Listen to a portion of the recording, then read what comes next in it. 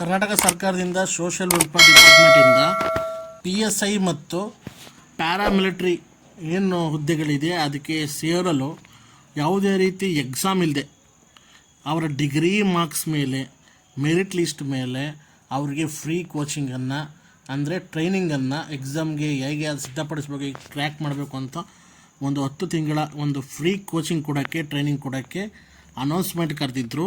So ಅದರಲ್ಲಿ Mysuru division selection list ಮಾತ್ರ announce ಆಗಿದೆ. ಸೊ ಇಲ್ಲಿ ನೋಡ್ತಿದ್ದೀರಾ, ಒಟ್ಟು 350ಕ್ಕೂ ಹೆಚ್ಚು ವಿದ್ಯಾರ್ಥಿಗಳು ಮೈಸೂರು ಡಿವಿಷನಿಂದ ಸೆಲೆಕ್ಷನ್ ಆಗಿದ್ದಾರೆ. ಸೋಷಿಯಲ್ ಡಿಪಾರ್ಟ್ಮೆಂಟ್ ಕಡೆಯಿಂದ ಅಫಿಷಿಯಲಾಗಿ ಅನೌನ್ಸ್ ಮಾಡಿದರು. ಸೊ ಅದರಲ್ಲಿ ಅಪ್ಲೈ ಮಾಡಿ ಅವರ ಡಿಗ್ರಿ ಬೇಸ್ ಮೇಲೆ ಏನು ಪರ್ಸೆಂಟೇಜ್ ಮಾರ್ಕ್ಸ್ ತೊಗೊಂಡಿದ್ದಾರೋ ಅದರ ಆಧಾರದ ಮೇಲೆ ಅವ್ರಿಗೆ ಫ್ರೀ ಟ್ರೈನಿಂಗ್ಗೆ ಯಾರ್ಯಾರು ಸೆಲೆಕ್ಟ್ ಆಗಿದ್ದಾರೋ ಅವರ ಲಿಸ್ಟ್ ಅನೌನ್ಸ್ ಆಗಿದೆ. ಸೊ ಯಾರ್ಯಾರು ಸೋಷಿಯಲ್ ವೆಲ್ಫೇರ್ ಡಿಪಾರ್ಟ್ಮೆಂಟಿಂದ PSI ಮತ್ತು ಪ್ಯಾರಾಮಿಲಿಟ್ರಿಗೆ ಫ್ರೀ ಟ್ರೈನಿಂಗ್ಗೋಸ್ಕರ ಅಪ್ಲೈ ಮಾಡಿದ್ರಿ, ಅವ್ರದ್ದು ಲೀಸ್ಟ್ ಅನೌನ್ಸ್ ಆಗಿದೆ.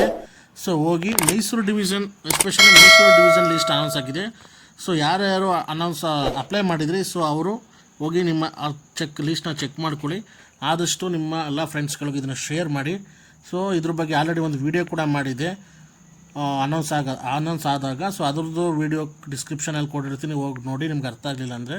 ಸೊ ಇದೇ ಥರ ಹೆಚ್ಚಿನ ಕಂಟೆಂಟ್ಗಳಿಗೋಸ್ಕರ ನಮ್ಮ ಚಾನಲ್ ಸಬ್ಸ್ಕ್ರೈಬ್ ಮಾಡಿ. Thanks for the watching.